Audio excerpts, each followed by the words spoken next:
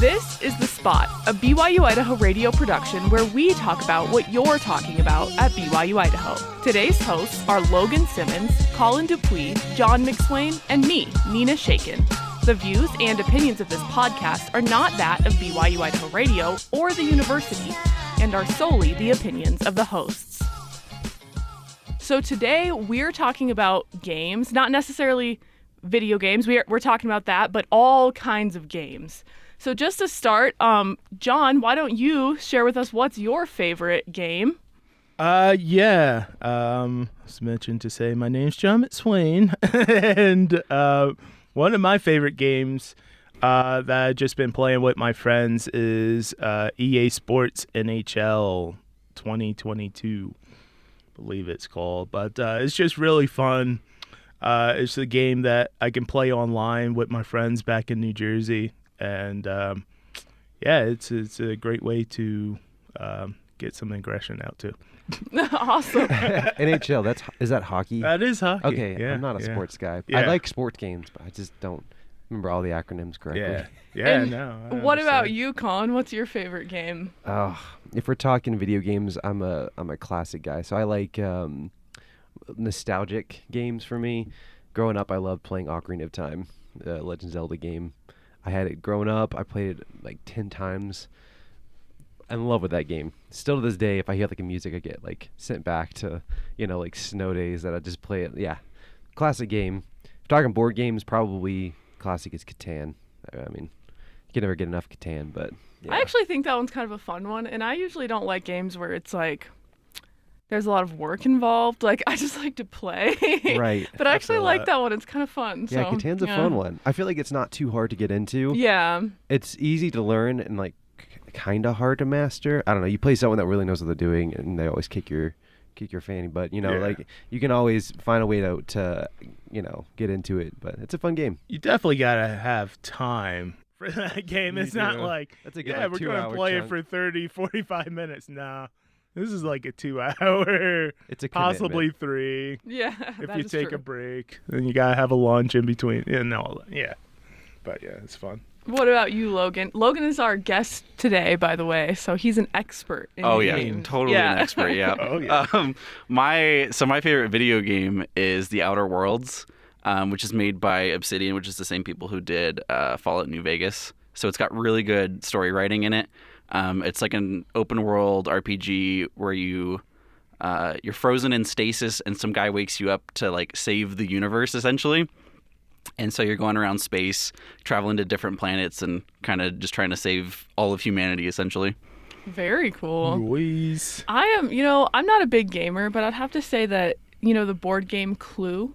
I like to say that was my first love, but Taboo is my true love. I love Taboo. I used to think that Clue is my favorite game, and then I played Taboo, and I was like, I really love Taboo. So, nice. I haven't played Taboo. Like, what's the difference? It's a fun one. I don't exactly know how to explain it.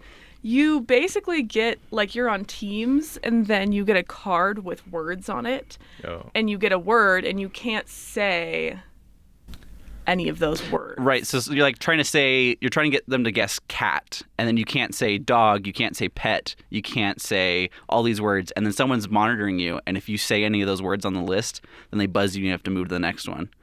So it's kind of like you're trying to guess the word without using some other words. Yeah. Yeah. Is that Pictionary or something like that? What is that game? Oh, like Pictionary. So, like you're trying to draw it out and people have to guess something it. You like can't that. talk. Yeah, but instead in this one you're describing it, but without using certain words. Nice. Yeah. Sounds fun. So, and I'm an English major, so I think it's a fun game. I like words. Absolutely. Speaking of Pictionary, I don't know if you guys ever heard of this one. Have you heard of Telestrations before? No. Oh, if you ever see that game at the store, it's always a blast. It's basically a mixture of Pictionary and telephone. You guys remember telephone? Like you like whisper a word in someone's ear, you have to get down to the end. Yeah. It's like that but with drawings. So you'll draw a card and it'll say like driving to the store, and then you have to try to draw it. and then the next person will get that and look at it and have to flip it over and write what they think it is, and then that next person has to draw what they thought it was, and by the end it's like dinosaur eating like a carrot, and you're like, how did how did it get Where there? did it get there? Yeah. That sounds really fun. It's a fun yeah. party game. So yeah, Wow. Telestrations. I'm gonna have to throw make a that note out of there. that. I'm not a huge game person, but when I find something I like, then Party I like games, it. Yeah. always a good one to keep on hand. Yeah. With friends come over, it's like, hey, let's play something that's hard to learn that's gonna get people cracking up. That's always gold mine for me. Yeah, if Yeah. you're not laughing, I don't think you're having a good time. Right. My great grandma Betty used to love playing dice, but we weren't allowed to laugh or like have or snack. We weren't allowed to snack. Wow. Which, like, if you know my family, we do love to be snacking and laughing. That's So me. like we're trying to play these dice games, and she is like death glaring us the whole time. Like you have to like man. calm down, hold your cards, don't bend them. Like Oh, well, yeah. at dice, I guess you don't have cards, but we played card games too, and yeah, don't bend Yeah. your cards. No sticky fingers. No sticky chip fingers on the Right. dice, Yeah. and like don't laugh at a volume level over 2. Like or else you're not playing it right. So The games were more strategic than fun for Yeah. your family. Did At you least for hire a grandma. professional dealer as well? Oh my They wore like a vest and everything, and they're like, all right, money's in. it should have been that way. It should have been. Although I'm pretty sure betting was off the table too. So So no yeah. fun. No fun. Just looking at the game. Yeah, that's one of those games you try to lose so you can stop playing. Like you just yeah. Oh gosh. I know you mentioned Colin allegiances with different types. Now this isn't a board game per se, but like things like Nintendo, Microsoft. I actually don't really know the differences. Like Yeah. I think is Xbox part of like Sony? I don't understand. What is it part of? Oh, that's no. part of Microsoft. It's part of Yeah. Microsoft. You There we gotta go. Be careful So with that. There's definitely a you have to pick a side. a lot of Okay. times. Yeah, yeah. Unless you're rich enough that you can just like have all have the them systems. all. everything. We all have one of those friends growing up. But yeah, I'm curious. What is your guys like? Have you like stuck to the same side? Have you moved around? Like, where is yours allegiance? Yeah, so my first gaming console was a PlayStation 2. We actually had a PlayStation 2 game before we had a console. It was Charlie and the Chocolate Factory, based on the Tim Burton movie, based on the Roald Dahl novel. So it was iteration after iteration. And yeah, so we had a PlayStation 2 growing up, and then moved on to the PlayStation 3. So we just kind of stuck with Sony because it was a lot easier than doing that and Xbox. And Well, the thing is, a lot of times they're backward compatible. So it usually pays to stick with the same system because then you can like, well, if, a lot of times those old ones, like my PS2 eventually started breaking. And it was just like, we had to... There's someone mowing the lawn outside here, so just that's gonna be in the sound. There's nothing we can do about that. Yeah. So I was like, what the what heck? is happening? Yeah, someone's mowing the lawn outside the studio today. So Not much you Someone can do about it. growling at Colin. Yeah. For his How dare you opinions. talk about the PS2 that way? yeah. But yeah, eventually your old system would break, and so it's like, oh well, I still have my games. You can still play them on the next one, right? So you were the same. What were you at, John? So my allegiance was whatever my parents can afford, basically at that Yeah. point. But it was nice, having an older brother when I was younger, because I remember the first game playing was like Nintendo and playing Duck Hunt and all these like fun games for it and stuff like that. So like growing up, I think I did at first stick with Nintendo. There was Nintendo 64, and then things started coming out like Dreamcast and Sony PS1, PS2, and so on. So I think also it was like allegiance to whatever didn't break constantly. I think the PlayStations had something with their disc, and then going over to Xbox 360, I have only 10 fingers, and it's probably more than that of systems I come in contact that red ring me. Oh yeah. And thankfully, like I had a friend that worked at GameStop, Yeah. and he would just kind of switch them out for me. Under the And table. they'd just go out for refurbish and Nice. stuff like that. But it was very nice to have a friend on the inside that would be willing to The switch single out. non-corrupt GameStop employee. Yeah, Good job. exactly. He was out there. No We one just didn't know. suspected found him him. at all. That's amazing. Yeah, But yeah, it was that that type of stuff that would allow me to either explore other systems or just kind of stick with the same, but just get something new. But yeah. Yeah, I mean, I was kind of the same way. I grew up with a Super Nintendo, and so I just played like Super Nintendo all the time, which was like the one right after the original Nintendo. Yeah. And then from there, it was just like my brother worked at Blockbuster. If anyone remembers what that is. Wait, you do? Yeah. There's Okay, one good. left. In maybe Alaska, two. I think. Is it Alaska? I thought it was Wow. Oregon or something. That's like that. a tourist Is spot. that in It is. Australia? Unless they close that down, oddly. Interesting. Yeah, yeah. So with Blockbuster, for those who remember, I don't know if too many of hopefully our listeners do. I don't know, but he was Employee of the Month, so they gave him a PS2 when it came out, which I was like, dang, that's pretty a impressive. pretty impressive. That is a really yeah. good bonus. So we had that, and then but mostly, yeah, Nintendo's always kind of like I've never skipped a beat with Nintendo. Like N64 came out, we had one. GameCube came out. Eventually, that was like hard to get one. Same with the Wii. Nintendo Wii came out. I tried for like 3-4 weeks to get one. It was hard, but like second I did like Wii Sports, man, that was like on a new level. Like that changed my view of I gaming. remember seeing the Wii, like, I don't know, someone in my family had a Wii, and I was like, this is magic. Like, we have Right? made it to the future. It knows when I'm moving. It blew like, my mind. Oh my gosh. Yeah, that was wild. And that's why I was like, I love Nintendo because their system's always just fun. Like they're not. I mean, I eventually got like an Xbox 360. I got into like the FPS, like the first-person shooters, like Halo, all that fun stuff, and I have amazing memories. It doesn't quite like to me just to have like a Nintendo system to have fun with your friends and family. That's just like, for me, that's kind of where my Yeah, they my definitely fun. excel in the party game category They and couch really do. games.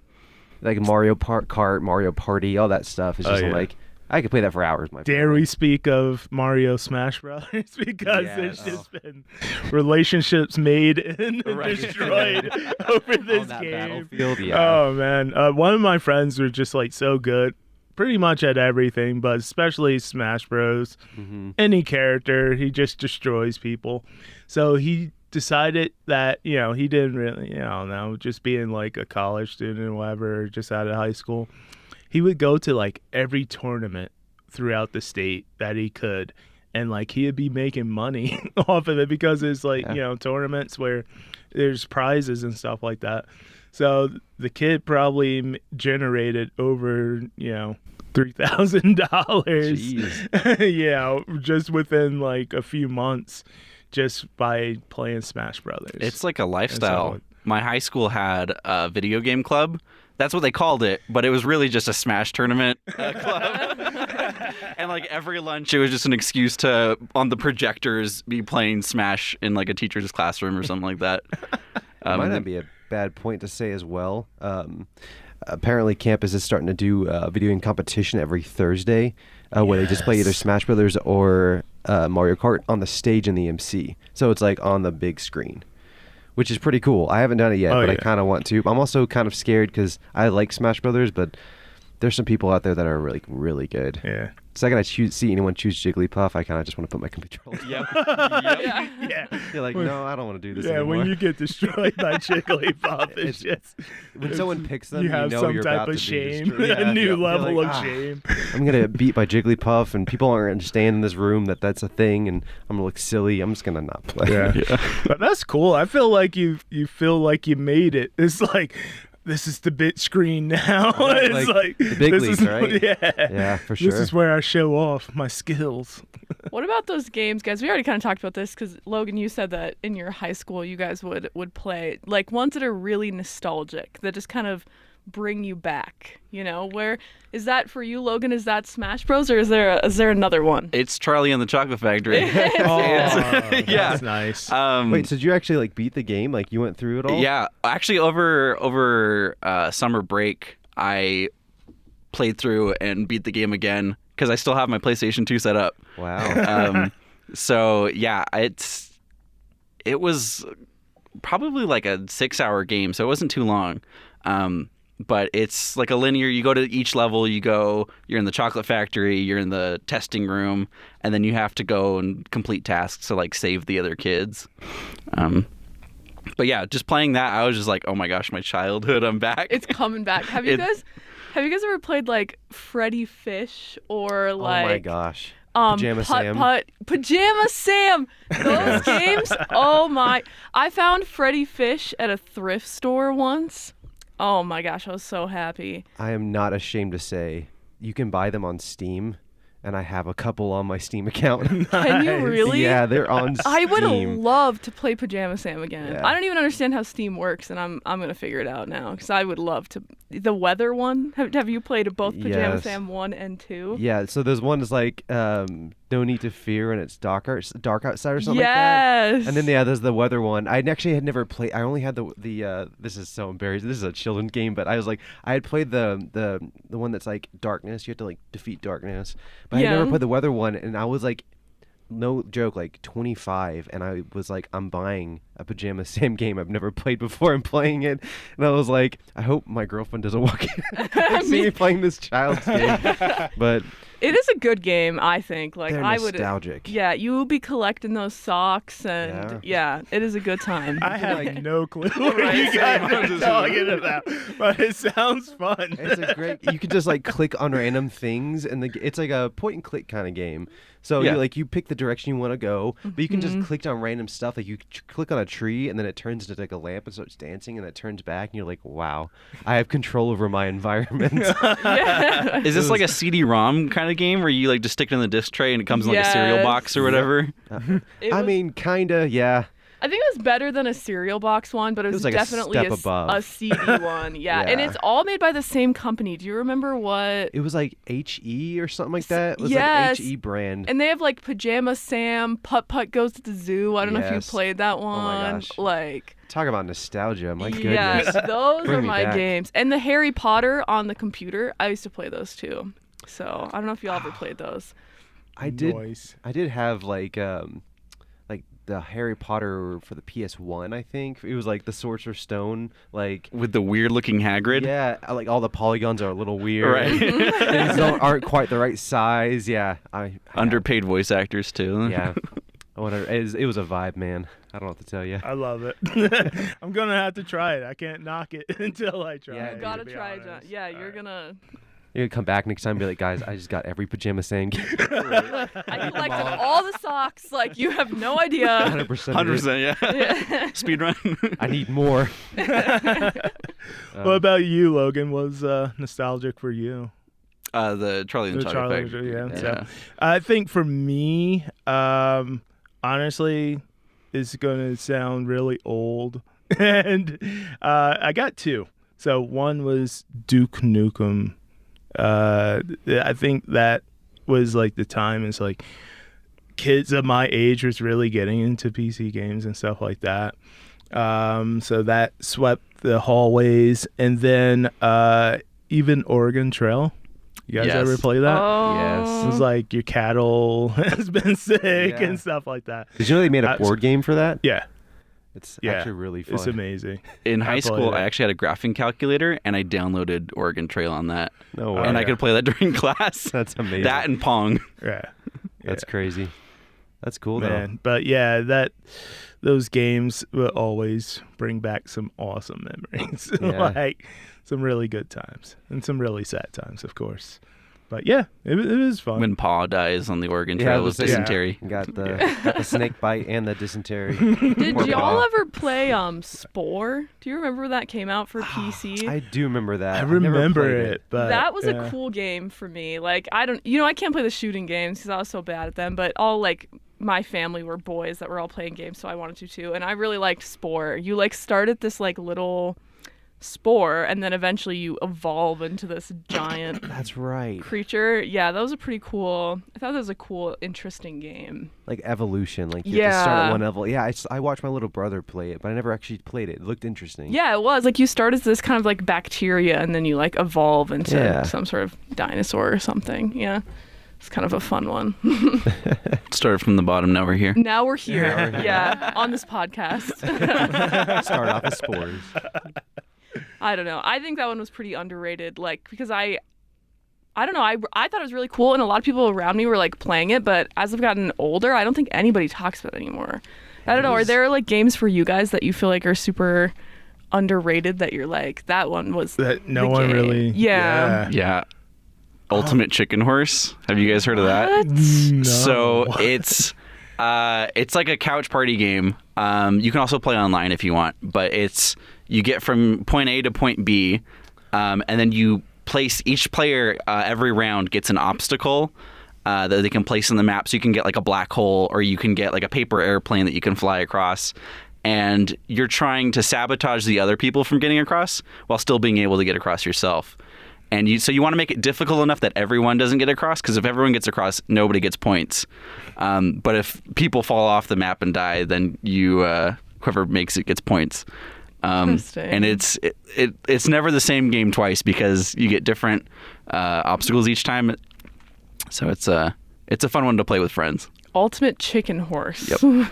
I think I do know what you're talking about. I don't think I've played that one either, but I've heard of it. What is that on? It's on Steam for sure. I think it's on Epic. It's probably on consoles too. It's a pretty small game too, so it's like a 2 gigabyte download probably. Nice.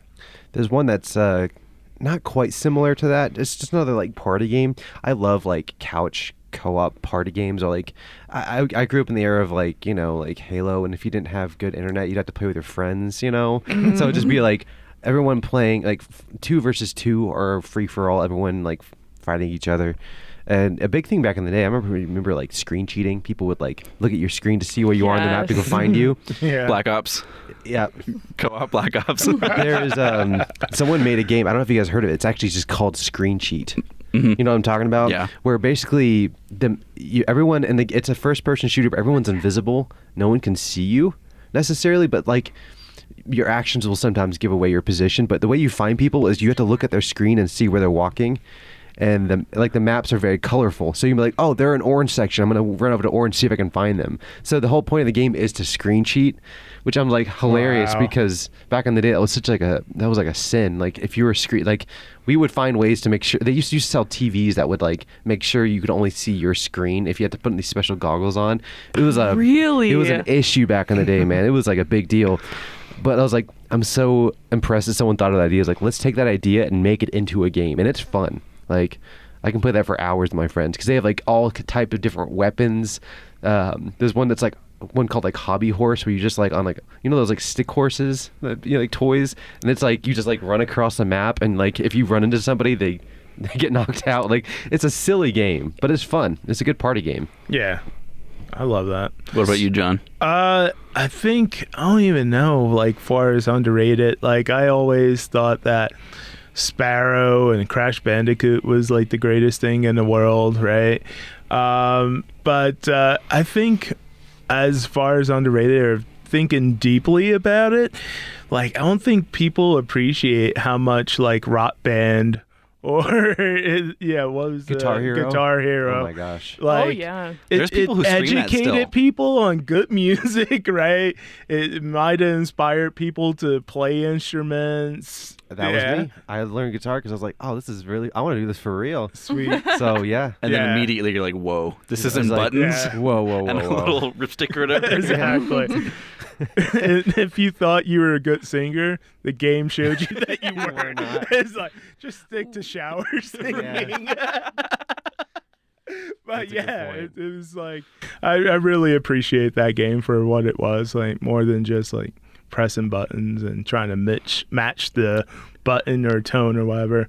But I just appreciated that it probably inspired people to get into music a little more. Before we close up here, guys, I think we need to talk about where we can game in Rexburg, like either on campus or off campus. I know there are places or like groups. I'm not super familiar with it, but do you guys have any suggestions for listeners on where to game? Yeah, so I don't know if you guys have you guys heard of I think it's called the Blue Light District, I believe. It's here in town. It's kind of like Oh, I've seen that. I know that one. Yeah, it's like across from Mill Hollow. yeah, it's across from Mill Hollow. It shares a building with the ice skating rink. So like their Yes. back room of that building is like where they store the all the ice skates. I think they may have changed a little bit, but from when I went last time, it's kind of like an internet cafe. If anyone knows what that is, still, but basically, you go and pay like $10 and you get to use their computers for like an hour. But instead of just like surfing the web like it used to be, they're like supercomputers, so you can play any game you want to. And they also have like free games they have downloaded on their Steam account that you can play with your friends. So it's basically like you can play on these crazy nice PCs for like $10 an hour, and they'll do like deals. I haven't been back in a while, so I don't know if they're still doing, but for a while they're doing like deals. It's like FPS Wednesdays. You come in and they have like an SPF that you can play that everyone's playing together in the room, and you only pay like half price. So it's like they used to have really good deals. I don't know what they're still doing right now, but that's a good place to go check out if you like PC gaming. They also have like VR that you can play there. They have a Switch there, so they have a lot of options. So if you want to like try something out new, that might be a good place. But do you guys have any other place that might be good? That's great. I think it's Thursday nights. It's just like a big gaming party in the MC. Mm-hmm. And they have various different games or whatever, but the one that just takes over the whole entire like Crossroads eating area is D&D.